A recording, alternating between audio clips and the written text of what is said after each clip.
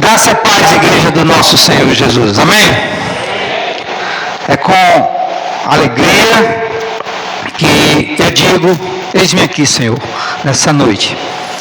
Eu confesso aos irmãos que passei uma semana tribulada, infelizmente, por fato da minha esposa estar enferma. O pastor me convidou domingo, falou comigo, aliás, não domingo, antes do domingo. E tanto que domingo eu não estive aqui, porque além dela estar muito depressiva, ela pediu que eu não saísse de casa. E eu sei que é um erro da nossa parte, mas também a gente tem que ter o cuidado com a família, né? E principalmente por ela, porque por causa dela é que eu tenho uma família. Mas eu sou grato a Deus mesmo assim. Passei a semana, irmão, sem nada. Ontem, já tarde, eu não tinha nada. Eu abri a Bíblia e não conseguia ler nada. E eu digo, meu Deus, como é que eu vou ministrar a tua palavra sem ter nada no meu coração que o Senhor tenha falado comigo? E em certo momento eu entrei no meu quarto, me ajoelhei e disse para ele, Senhor, eu vou me esvaziar de mim mesmo nesse momento. E te peço em nome de Jesus que o Senhor fale comigo, me mostre alguma coisa para mim tratar com a tua igreja, para mim passar para a tua igreja. Porque como quem me conhece já sabe que eu sou leigo. A verdade é essa. Alguém já disse a mim, não diga isso, meu irmão. Não diga isso. Sem ser. Eu não vou dizer que eu sou letrado se eu não sou. Mas, como eu falei no início, eis-me aqui, Senhor. Que o Senhor me use como instrumento e vamos tentar passar. E no momento que eu fiz isso, eu abri a Bíblia assim, de repente, e vi um texto no livro de Lucas, aliás, que se encontra no capítulo 12, a partir do versículo 41, é bem pouco, até o 53. São apenas esses versículos. Nós vamos dar um pulinho lá em Mateus também, porque trata de um mesmo assunto. E eu queria que os irmãos ficassem bem à vontade, prestassem bem atenção, e lessem com atenção comigo. Quem não tiver Bíblia, escute com atenção, porque eu vou ler na minha versão, e os irmãos acompanham na sua, como seja. Vamos ler com bem calma, para que a gente possa ter o entendimento da palavra do Senhor. Amém? Então, na minha versão, todos encontraram? Amém ou misericórdia? Glória a Deus. Então, na minha versão diz assim, primeiro o título da palavra, Jesus traz fogo e dissensão à terra. É forte, viu? Esse tema é forte. Jesus traz fogo e dissensão à terra. E o versículo 49 começa dizendo assim, vim lançar fogo na terra, e que mais quero, se já está aceso? Importas, porém, que eu seja batizado com um certo batismo, e como se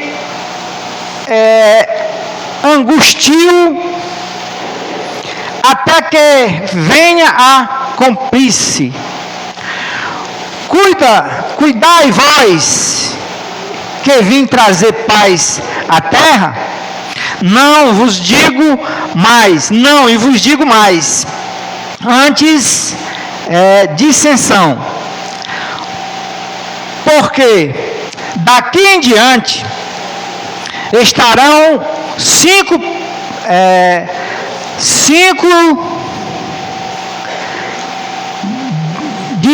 divididos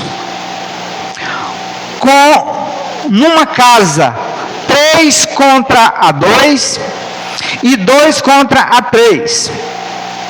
O pai estará dividido contra o filho, e o filho dividido contra o pai, a mãe dividido contra a filha e a filha contra a mãe, a sogra contra a nora e a nora contra a sogra. Amém? Senhor, eu, nesse momento, Senhor Deus, eu me declaro, meu Senhor, a Ti como um vaso de barro, porque a Tua palavra diz isso, que nós somos vaso de barros, e o Senhor é o oleiro que nos molda, Senhor. E como um vaso é moldado por Ti, Senhor Deus, eu me coloco na Tua presença e Te peço em nome de Jesus, que o Senhor venha me encher, meu Senhor, da Tua unção, e que a Tua palavra, Senhor Deus, saia dos meus lábios pura como ela vem de Ti, Pai. Não me deixa falar de mim aquilo que não vem edificar nem a igreja nem a mim mesmo, mas que eu fale simplesmente aquilo que o Senhor quer. Usa-me como instrumento Teu, pois nós Te pedimos no nome de Jesus. Amém. Quando eu li esse texto pela primeira vez, não agora, mas no outro livro de Mateus, que nós vamos dar um pulo lá, eu fiquei assustado. Como é que o Filho de Deus, que veio ao mundo para salvar a humanidade, ele, em vez de trazer paz, ele vem trazer espada, vem trazer dissensão entre famílias. Se a primeira instituição criada por Deus é a família, como pode ser isso?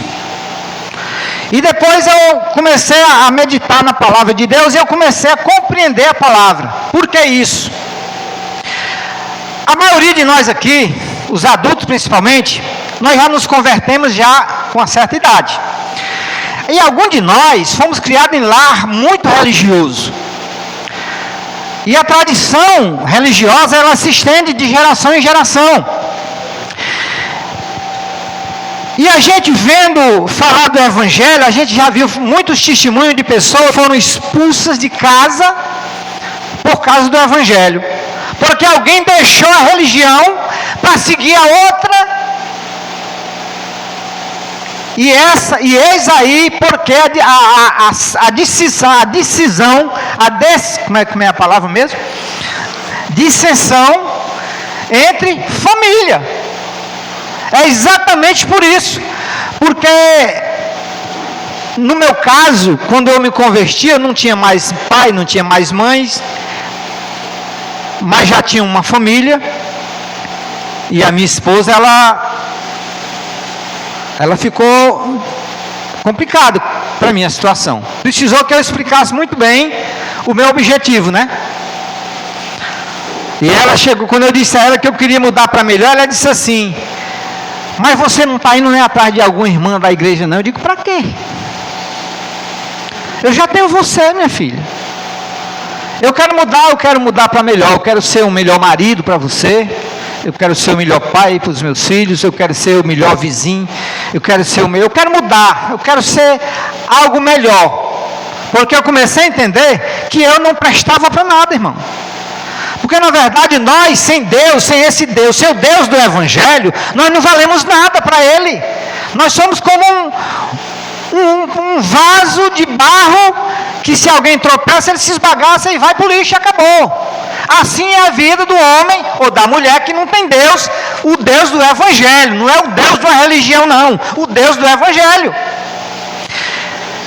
E eu disse assim: não, minha filha, porque as mulheres de lá, elas já têm os seus maridos também. E se tem alguma que não tem marido, mas ela está procurando um marido solteiro, não é um marido casado, um homem casado. Porque na verdade o negócio com Deus é assim: quem não tem marido ou não tem esposa, procura, pede, e o Senhor dá, e se casa e forma uma família. E quem já é uma família, infelizmente não é bem assim, porque infelizmente por causa de muitas coisas que acontecem, não estou aqui querendo dizer que alguém, porque não sustentou o casamento, está condenado. Negativo, não é isso, né? Não é isso. Eu só estou tratando que esse problema vai acontecer, porque nem todos querem aceitar o Evangelho, porque já tem uma religião, e por causa de que as pessoas não conseguem tratar de maneiras que relevante, né, do Evangelho de Jesus, em vez de apaziguar a família, afronta a família. E no meu primeiro dia foi assim, a afronta veio, mas eu creio que ali eu já fui usado pelo Senhor para tratar com ela de uma forma mansa, querendo dizer para ela que eu queria ser melhor. E assim, quando eu parei, quando ela começou a confusão, eu apaziguei dessa forma, e quando eu me calei, ela não falou mais nada. E para a glória de Deus, eu me converti no dia 14 de setembro de 97, que vai fazer agora, se Deus me permitir a viver até lá, dia 14 de setembro, eu vou fazer 23 anos de fé. E setembro, aí eu conversei com o pastor e disse: pastor, eu quero me batizar. Nessa época a gente fazia os cultos aqui de final de ano na virada da noite, que esse ano a gente fez, esse ano passado, né? Na virada. E eu disse: pastor, eu quero morrer no velho ano e quero nascer no novo ano, para a glória de Deus. Eu quero ser batizado na hora da virada. Morreu o velho João e nasceu agora o novo João, para a glória de Deus. E ele disse: não, irmão, vai ser 12 horas mesmo o batismo. Eu digo: então está muito bom. E ela não se converteu nesse dia, porque o pastor não fez apelo, por causa do batismo, aquilo tudo, teve a mensagem, mas não teve o apelo. E ela disse assim: meu velho, eu não me converti hoje porque não teve apelo, ninguém perguntou. Eu digo: na verdade, Deus já sabe que você está convertida, né? Mas a igreja precisa saber, precisa ver isso. Então, para mim foi até fácil, né? Mas em outras famílias é difícil. Eu já vi testemunho de pessoas que foram expulsas de casa por causa do Evangelho. Jesus, quando ele ensinava aqui na terra ainda, ele falou, né, que a gente ia encontrar dificuldade, que a gente ia passar por grandes tribulações, que a gente ia sofrer, a gente ia ser chamado de louco por causa do Evangelho, porque se eu tenho uma religião que me ensinou que Deus existe, que Deus é bom, e agora, que Deus é esse, né? Que vem trazer dissensão entre a família, da qual essa aqui, nesse texto, ele nos mostra o pai, a mãe, um filho, uma filha, e agora entra uma nora, né, para completar o negócio. Então essas 5 pessoas estão embaralhadas por causa do Evangelho. E quando nós vamos lá para Mateus 10, a partir do versículo 36, se não me falha a memória. Porque na verdade, irmãos, a Bíblia vai nos dizer aqui que o pior inimigo do homem é a própria família. Parece uma contradição, né? Mas por causa do Evangelho, infelizmente, isso é uma palavra de Jesus, não é minha. A palavra não é minha, eu vou apenas passar para a igreja. O versículo 36 diz assim: e assim os inimigos do homem serão os seus familiares. Vamos ler mais um pouco. Quem ama o pai ou a mãe mais do que a mim, não é digno de mim. E quem amar o filho ou a filha mais do que a mim, não é digno de mim. E quem não tomar a sua cruz e não me seguir após mim, não é digno de mim. Aí vai dizer assim, no 39 diz assim: quem achar a sua vida, perdê-la-á. E quem perder a sua vida, por causa de mim, achá-la-á. Eu achei interessante quando eu li o versículo 39, diz assim: quem achar a sua vida, perdê-la-á. Quem achar que a sua vida é mais importante do que Deus, do que seguir a Deus, então, infelizmente, você está ferrado. A realidade é essa. Por quê? Mas, irmão,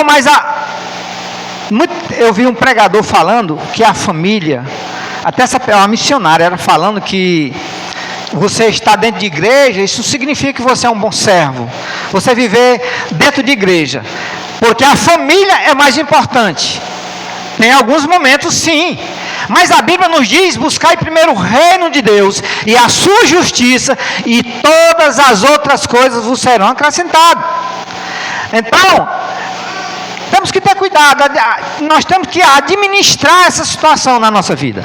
A família é muito importante sim, tem momentos da nossa vida que a família, nós temos que estar junto à família. Mas por causa da família, eu vou abandonar a Deus, eu vou abandonar a congregação. Não devemos fazer isso. Nós temos que estar, e principalmente nós que somos servos do Senhor, nós precisamos estar unidos, irmão, é exatamente na hora da dificuldade, do problema. Porque a igreja reunida, a Bíblia diz que a oração de um justo pode muitos seus efeitos, e de um rebanho de justo, orando ao mesmo tempo por uma mesma causa, será que não é bem mais profundo diante dos olhos de Deus? Então Deus olha para cá e vê nós tudo reunidos aqui em nome dEle. Na verdade a Bíblia diz que Ele se faz presente, onde se reúne 2 ou mais pessoas, né? E imagina Ele olhando para nós e vê nós clamando por a causa de um dos nossos, né? Com certeza o Senhor, Ele ouve a nossa oração. Então,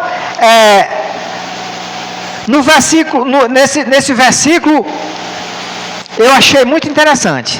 Quem achar a sua vida, perdê-la. Quem achar a sua vida mais importante do que Deus, mas entenda que você precisa perder essa vida.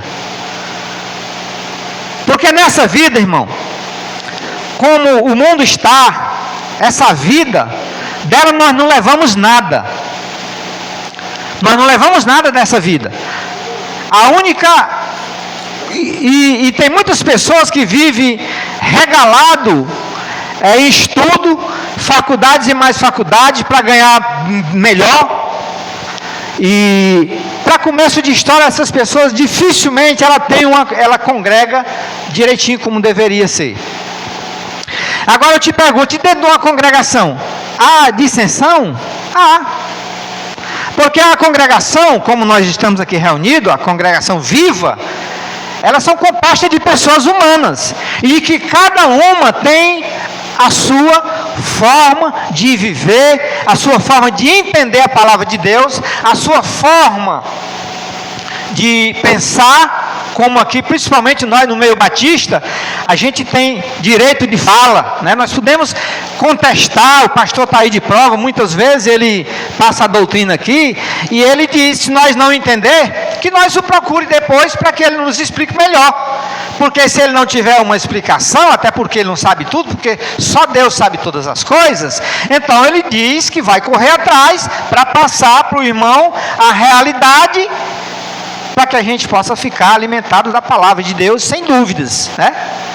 Porque nós temos os nossos pensamentos, nós pensamos de formas, mas o interessante e muito bom é que nós temos o mesmo foco, que as nossas diferenças não venham nos fazer, não venham trazer uma espada entre nós, não vamos ser contra um ao outro. Isso, essa palavra arde no meu coração, porque infelizmente a gente é pecador, é humano, e às vezes tem pessoas que a gente olha assim pelas atitudes, e se a gente pudesse, a gente trouxe assim o pescocinho para dizer, não é assim, é assado, né? Infelizmente, aonde congrega muita gente, a família quanto maior os problemas, mas nós temos um Deus que Ele resolve os nossos problemas, contanto que nós creiamos na palavra dEle, que nós sejamos obedientes à palavra dEle, que a gente faça valer a pena estudar a Bíblia, que a gente faça valer a pena o que Jesus nos ensinou, e que a gente busque andar conforme o seu entendimento, os seus ensinos. Eu costumo dizer que a Bíblia ela é como aquele desenho de uma construção. Eu trabalho numa empresa, a gente vê lá, sempre está o encarregado lá em cima da bancada, mostrando os projetos de tudo que vai ser feito lá. E ele nos ensina ali na risca para nós fazer direitinho como manda aquele projeto. Eu costumo dizer que a Escritura ela é um projeto para a nossa vida, principalmente para aquele que já está em Cristo, que já não anda mais segundo a carne, mas segundo o Espírito. Mas mas eu já aceitei a Jesus, está tudo tranquilo, eu já sou salvo, e agora é só me deleitar no Senhor e aguardar a sua vinda. Não é bem assim. Sabe, exatamente o Evangelho, e você crê, e você toma a decisão de confessar Jesus como teu Salvador, Salvador da tua alma e Senhor da tua vida, você começa a sentir prazer de ler a Bíblia. E se você não tem mais esse prazer, meu irmão, se preocupe com isso. Eu estou preocupado, porque a minha leitura não é tanta como deveria ser. Eu confesso que eu leio pouco a Bíblia, porque não adianta eu enganar a igreja, se Deus está vendo que eu não sou um grande leitor da palavra. Agora, alguém já me disse que eu tenho uma vantagem, e eu louvo a Deus por isso. E peço a Ele que faça, que realmente seja a realidade na minha vida. Eu leio pouco, mas eu aprendo o que leio. Foi isso que já me disseram, né? Porque muitas pessoas se admiram por onde eu ando. Rapaz, 23 anos já, mas poxa vida. Digo, mas não se engane, porque não foi fácil. E outra coisa, eu vivo um dia atrás do outro. Eu procuro meditar no que eu fiz de errado, no que eu falei que não deveria, no que eu pensei que não deveria, porque a gente sabe, irmão, tudo que nós fazemos que desagrada a Deus, nós sabemos. Porque se a Bíblia diz que nós somos templo e morada do Espírito Santo, e após nós receber Jesus como nosso Senhor e Salvador, nós recebemos agora o Consolador, o Espírito de Deus, passa a habitar em nós.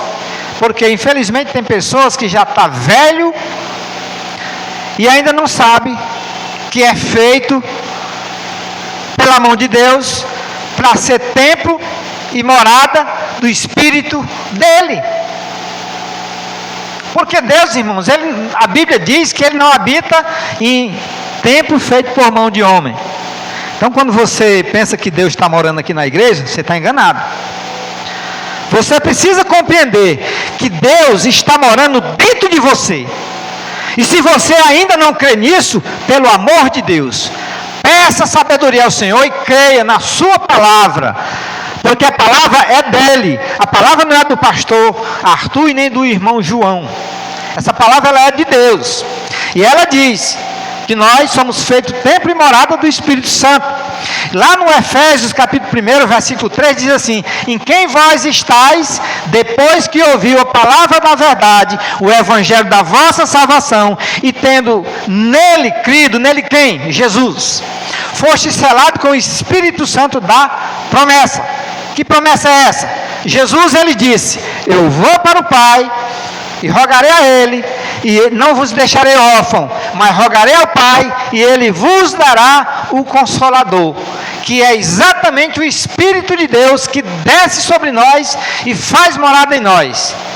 Para isso, para sermos bons entendedores, nós precisamos compreender que se eu sou templo e morada do Espírito Santo, e Ele mora realmente em mim, então eu tenho que ser zeloso.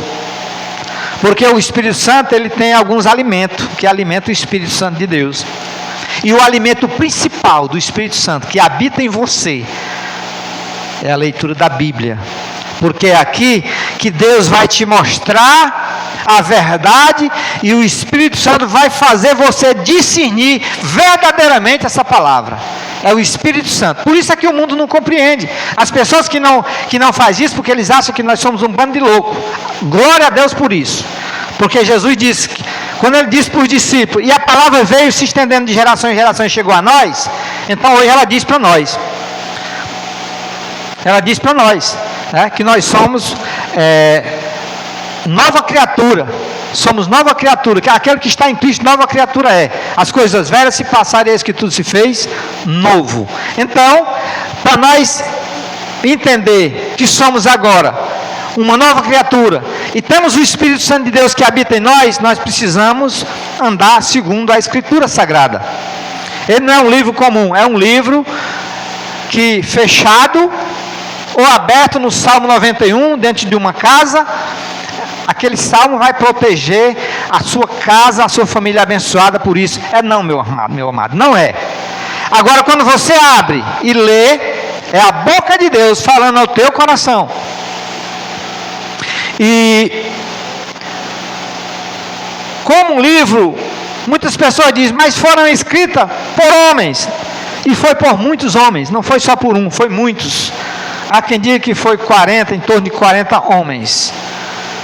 Mas o autor da Bíblia não é o homem que escreveu, mas o homem chamado Jesus, ou o Espírito Santo, que orientou o homem para escrever as Escrituras Sagradas. Ela não é imaginação de homem, ela é a criação de Deus, para que os homens possam ter um acompanhamento.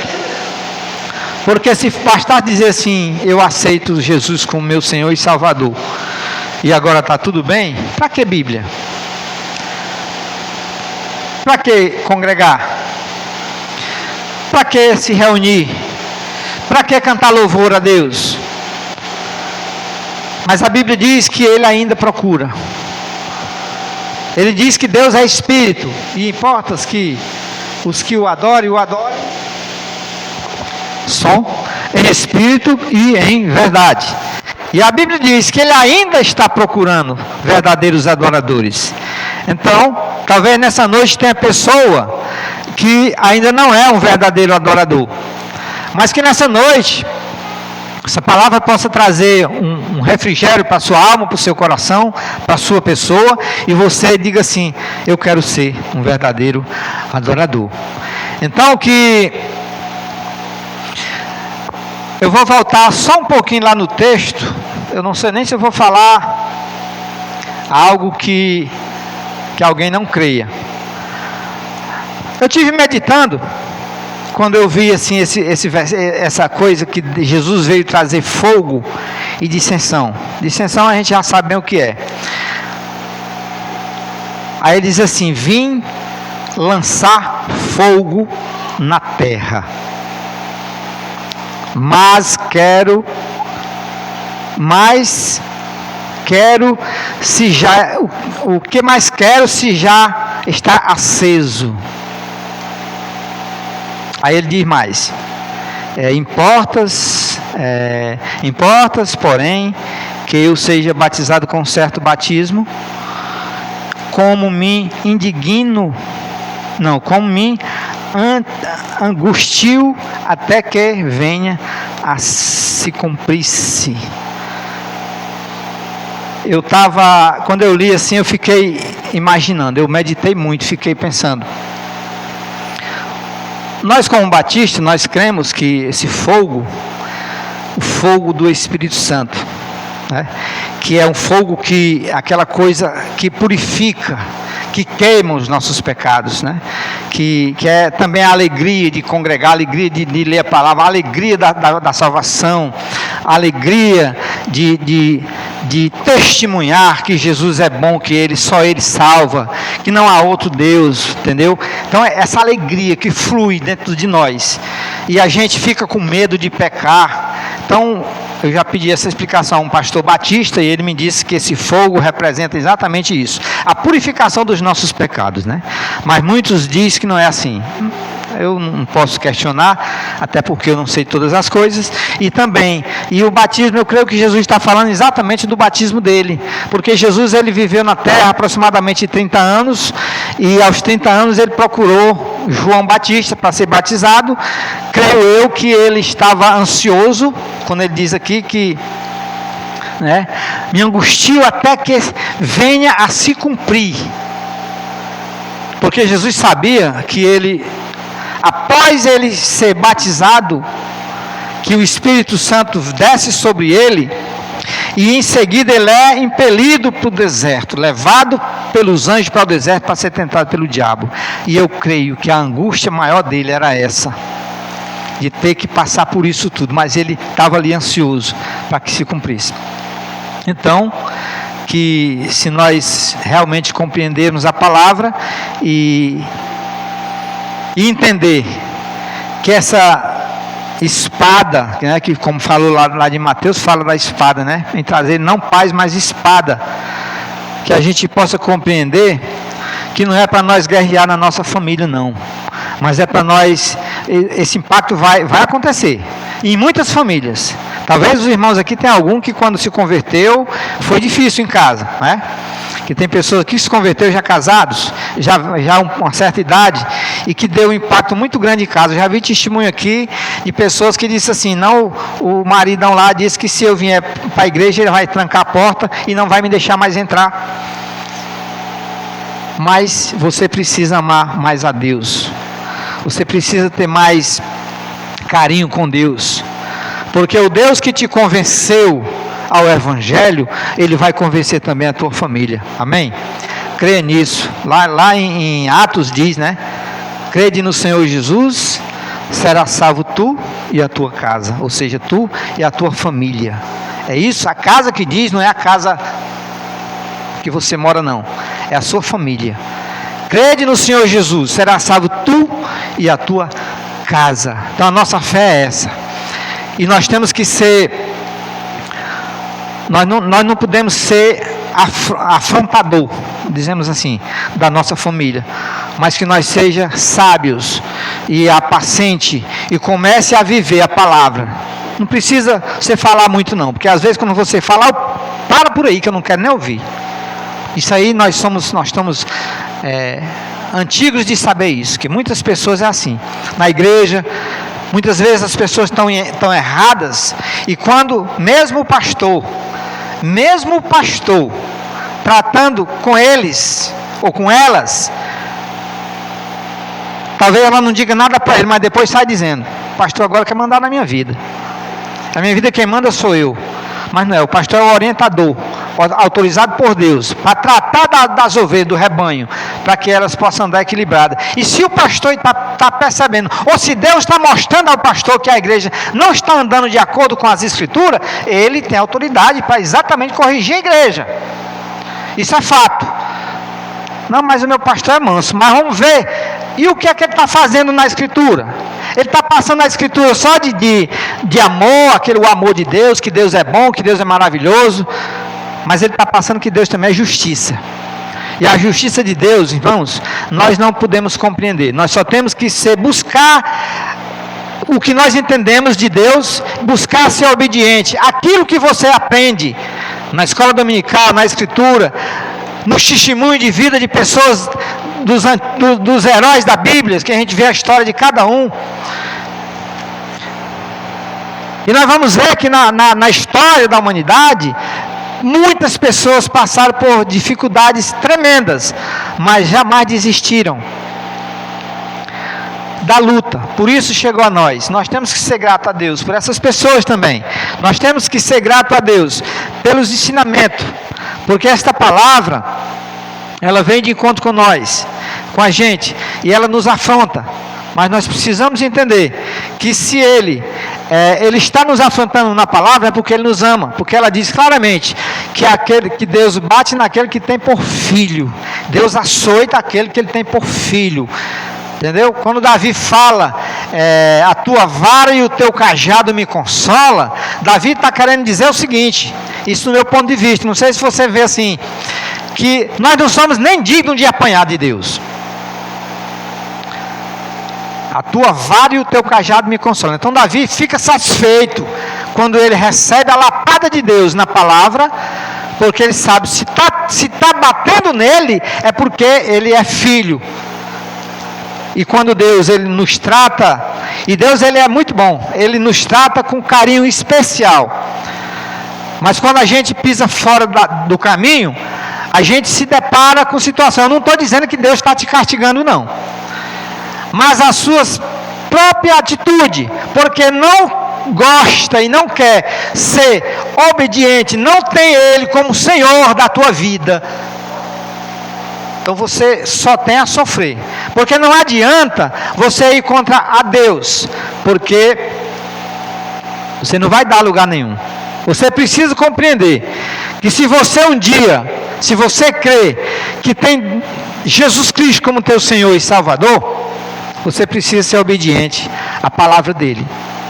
E se você não lê a Bíblia para aprender aí o que ela ensina, pois venha para a doutrina aprender, venha para a escola dominical aprender, que aprendendo aí sim, aí você vai entender que você precisa obedecer. Não é o pastor da igreja não, é o próprio Deus. A palavra não é do pastor não, a palavra é de Deus. Então se nós quisermos, irmãos, eu estava meditando esses dias na minha vida, cada dia que passa, a cada ano que passa, a cada vez que eu leio a Escritura, a gente não tem pregado muito isso não, mas eu estou vendo isso, a cada dia que passa, eu vejo o caminho mais estreito ainda, porque quando você vai ler a Bíblia, você vai ouvir pregadores que têm intimidade com Deus, a gente vai ver isso, o caminho é estreito, mas ainda bem, ele é estreitinho, mas ainda bem que dá para nós compreender, de que a porta é bem estreita, mas dá para passar 2 pessoas por essa porta. Alguém compreende isso? Se não, eu vou dizer, quem são essas 2 pessoas? Essas 2 pessoas, você e o Espírito Santo, se é que ele habita em você e em mim. Se nós entendermos isso, que nós somos casa do Espírito Santo, morada do Altíssimo, precisamos andar segundo a palavra, ou então, irmão, nós vamos viver a vida toda entrando na igreja, saindo, e quando Jesus vier buscar a igreja, nós vamos ficar de cara no chão. Porque não adianta você estar na igreja, irmão. Não adianta você estar na igreja. Adianta você estar em Cristo. E para você estar em Cristo, é impossível você estar em Cristo se você não estiver vivendo segundo o que a Bíblia nos ensina. Não adianta nada. Eu não sou o pastor da igreja não, mas eu vou dizer isso aqui. Porque não adianta nada, meu irmão, se você vem só para bater, cumprir tabela, para cumprir, não, eu já fui na igreja, e eu vou te dizer, irmãos, tem pessoas que, se vier no culto no sábado, não vem domingo nem amarrado, não vem não, eu já fui, já fiz a minha parte, já fui ontem, não vou hoje não. Meu irmão, se você está em Cristo, você precisa ter a alegria de congregar. Irmão João, mas você não está tão congregando assim não.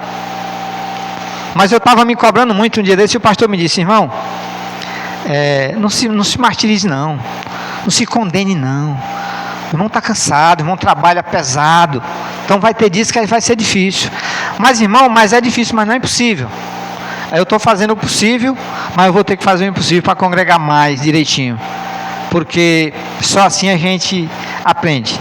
Porque se a gente não gosta, não, mas eu não vou porque eu não gosto da pregação do pastor, não gosto da pregação do irmão João, não gosto da pregação do irmão Clécio, do irmão Neto, nem se fala, e então não vou, é ele que vai pregar hoje. Irmão, se você pensa desse jeito, não venha nem para a igreja, porque se você estiver em Cristo, você vai ouvir todos eles, ainda vai glorificar a Deus, porque no meu caso que sou leigo, e o Senhor é capaz de me usar para falar com a autoridade a sua palavra, né?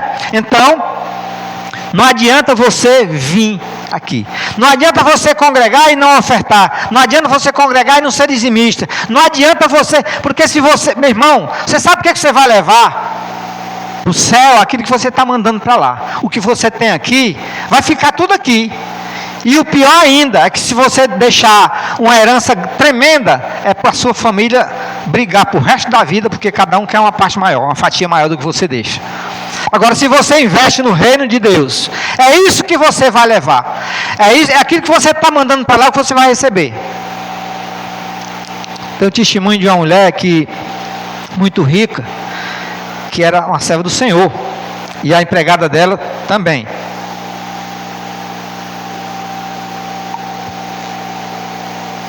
A empregada dela era serva do Senhor e fiel em tudo. Ela buscava ser fiel em tudo. Congregava, dizimava, ofertava, fazia evangelismo, tratava os assuntos da igreja, ela estava envolvida em tudo.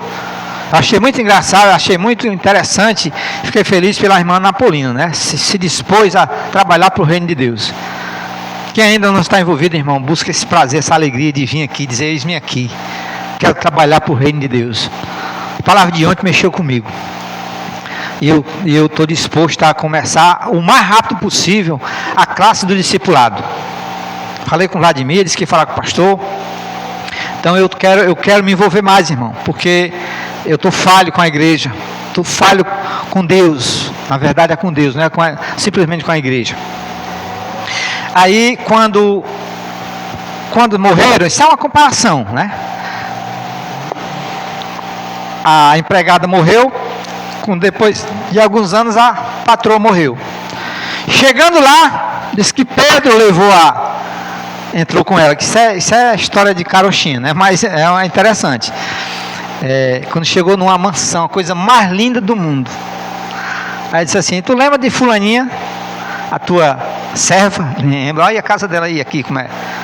Eita Jesus, a minha, imagina a minha.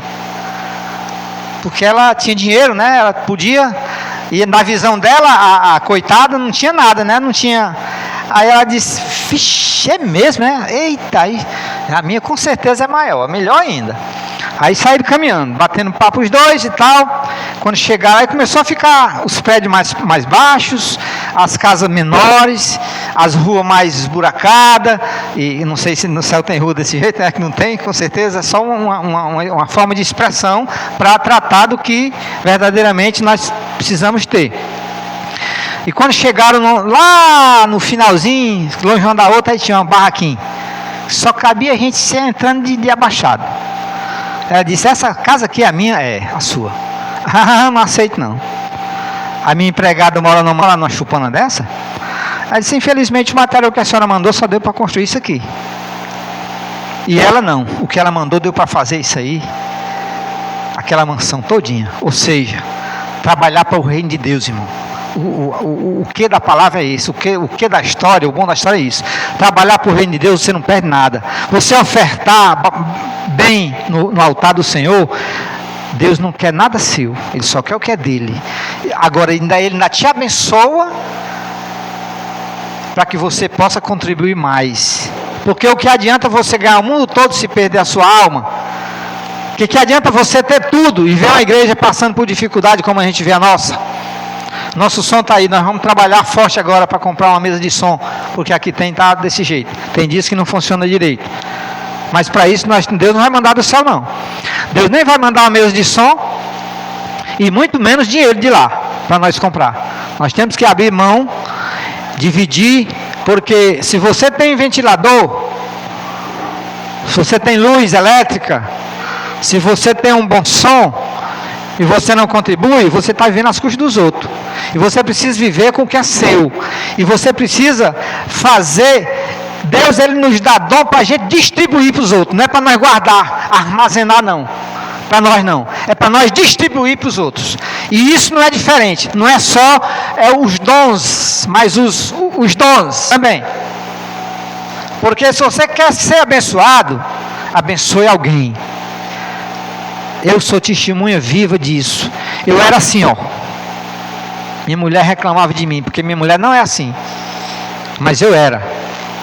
Aí quando eu me converti, que eu converti o meu bolso também, que eu comecei a fazer acontecer aqui, aí eu comecei a entender. Quando eu dava o que sobrava, não tinha nada. Quando eu comecei a entender, a primeira vez que eu passei por dificuldade que a igreja me presenteou com a cesta básica, eu compreendi. Aí eu digo: agora eu vou abrir mão dessas coisas, porque não adianta nada eu pagar minhas contas com o que é de Deus. Tenho que pagar com o que é meu. Se eu não puder pagar, então eu não vou comprar. E assim, para que não fique mais cansativo do que já está, eu só queria fechar para você dizendo: busque ser obediente à palavra de Deus. E que não seja uma afronta na sua família, mas seja apaziguador, né? Se você está entendendo a Escritura e alguém não está querendo ouvir, ore. E na hora certa você fala. Você fala o que Jesus está fazendo na sua vida. Porque ser ter Jesus como Salvador, todo mundo quer. Agora, como Senhor, é bem pouquinho. E é esse pouquinho que vai entrar lado a lado com o Espírito Santo na portinha estreita, que é o céu. Amém? Senhor, eu quero te agradecer, meu Deus, essa rica oportunidade, te pedir perdão, Senhor, se eu falei algo que não foi da tua vontade.